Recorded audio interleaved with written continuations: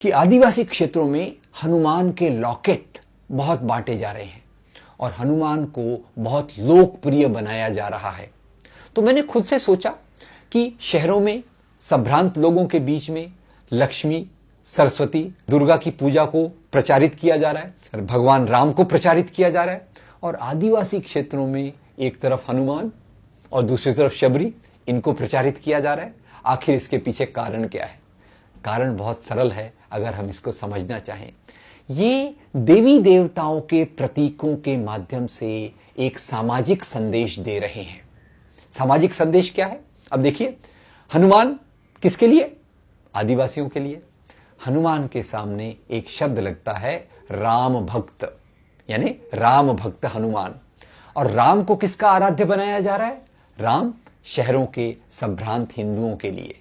तो यानी यहां भी एक संदेश दिया जा रहा है कि जैसे राम की जगह पर यहाँ के संभ्रांत हिंदू हैं और हनुमान की जगह पर यहाँ के आदिवासी हैं, और आदिवासी और इन हिंदुओं का वही संबंध होना चाहिए जो राम और हनुमान का था। अब एक आदिवासी कैसा होना चाहिए, एक हनुमान कैसा होना चाहिए, इसके बारे में अगर आपको याद हो तो आपने वो एक फोटो देखा होगा, हनुमान जी का फोटो।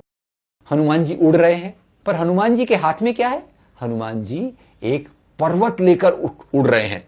फिर मैंने सोचा कि हनुमान जी को पूरा पर्वत लेकर उड़ने की क्या जरूरत है, क्योंकि वो तो संजीवनी बूटी लेने गए थे। संजीवनी बूटी, क्योंकि भगवान राम के छोटे भाई लक्ष्मण जी मूर्छित हैं, बेहोश हैं, उनको ठीक करने के लिए संजीवनी बूटी की जरूरत है। तो हनुमान जी संजीवनी बूटी क्यों नहीं ला पाए? अब यही सोचने की बात है, क्योंकि उनके दिमाग में थोड़ा प्रॉब्लम है। उनके हाथों में कोई प्रॉब्लम नहीं है, शक्ति बहुत है, पर शक्ति कहां नहीं है? थोड़े सोचने में शक्ति नहीं है। वो संजीवनी बूटी, अपने दिमाग की सीमितता के कारण संजीवनी बूटी को पहचान नहीं पाते। तो एक आदर्श गुलाम ने कैसा होना चाहिए? जो सोचे नहीं, केवल सूचना का पालन करे। और इसी आधार पे हनुमान को ज्यादा प्रचारित किया जा रहा है। और फिर आदिवासियों की आराध्य शबरी क्यों होना चाहिए? लक्ष्मी, सरस्वती और दुर्गा क्यों नहीं? क्योंकि ये तीनों देवियां जो हैं ये संभ्रांत लोगों के लिए हैं। और शबरी मां जो एक कमजोर गरीब स्त्री है, जिसके शरीर पे न तो अन्न दिखाई देता है न ज्यादा कपड़े दिखाई देते हैं, उसे आदिवासियों के आराध्य के रूप में प्रस्तुत करने के पीछे भी एक प्रकार की राजनीति है कि आदिवासियों, तुम अपनी सीमा के अंदर रहो, ज्ञान प्राप्त मत करो, संपत्ति प्राप्त मत करो। अगर तुम उस रास्ते पर जाओगे, हम तुम्हें चैन से जीने नहीं देंगे, क्योंकि तुम्हारी जगह हमने निश्चित की है, और वो है कुछ लोगों की गुलामी करने के लिए। कई मित्र ऐसा सोचते हैं कई बार कि ईसाई विरोधी हिंसा 1987 के बाद ही क्यों चालू हुई। उसमें मैं 2-3 कारणों को सोचता हूं। पहले तो ये कि आदिवासी क्षेत्रों में कुछ आदिवासियों के बीच में शिक्षा के कारण एक सामाजिक प्रक्रिया शुरू हुई। ये सामाजिक प्रक्रिया उनकी बेहतरी की थी, उनकी बराबरी की ओर जाने की प्रगति की थी। दूसरी ओर इन्हीं क्षेत्रों से आदिवासियों ने अपने जल, जंगल, जमीन की मांगों को रखना चालू किया। दूसरा ये सोचा गया कि 1980 के दशक में जो पहले बड़े दंगे हुए, ये दंगे दलितों के खिलाफ हुए, ये दंगे कमजोर लोगों के खिलाफ हुए। 1980 के दशक के मध्य में सोचा गया कि आदिवासियों का एक बहुत बड़ा एरिया है, और अगर हम इनके वोटों को प्राप्त कर लें, इनको अगर हम सोशल इंजीनियरिंग अगर करके इनको अगर हम अपना चेला, अपना मानने वाले बना लेंगे, तो एक तरफ से तो इस एरिया में हमको वोट मिलेंगे, और दूसरी तरफ से हम इनको अपने हस्तक के रूप में इस्तेमाल करके दूसरे लोगों के खिलाफ हिंसा के लिए प्रवृत्त करेंगे। ये बात गुजरात के दंगों में देखने के लिए आई।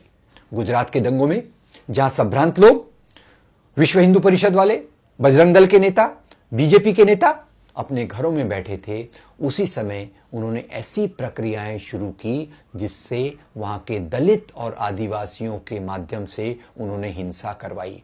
इससे ज्यादा चालाकी और खतरनाक चाल और कोई नहीं हो सकती। जहां तक आरएसएस का सवाल है, इसकी नीति काफी स्पष्ट है। 1960 से जबलपुर से जब दंगे शुरू हुए, तो उसी समय इन्होंने नारा दिया था, पहले कसाई फिर ईसाई। तो पहले हम मुसलमानों के खिलाफ हिंसा करेंगे और धीरे धीरे ईसाइयों को उसमें जोड़ लेंगे। ये जो भारत में प्रक्रिया चल रही है, इसके बहुत सारे साम्य जर्मनी में हमें दिखाई देंगे। जर्मनी में जिस प्रकार से लोकतंत्र को खत्म किया गया, पहले एक को निशाना बनाया गया, फिर दूसरे को निशाना बनाया गया, उसी प्रकार से भारत में भी पहले एक को निशाना बनाया गया, आज दूसरे को निशाना बनाया जा रहा है। जर्मनी और भारत में एक फर्क है, फर्क स्पीड का है, फर्क गति का है। और ये बात जावेद अख्तर साहब ने एक बहुत महत्वपूर्ण अंदाज में कही। उन्होंने कहा, अगर हम जर्मनी में कल्पना करें तो आप एक कल्पना कीजिए एक मेंढक की। एक मेंढक को अगर आप लेकर उबलते हुए पानी में डाल दें तो मेंढक उस उबलते हुए पानी में मर तो जाएगा, तुरंत मर जाएगा, पर उससे बाहर निकलने की कोशिश में वो सफल भी हो सकता है। और यही बात जर्मनी में थी कि वहां एक पूरे अंदाज में जर्मनी में फाशीवाद को पूरी तेजी से लाया गया, जबकि भारत में दूसरा हो रहा है।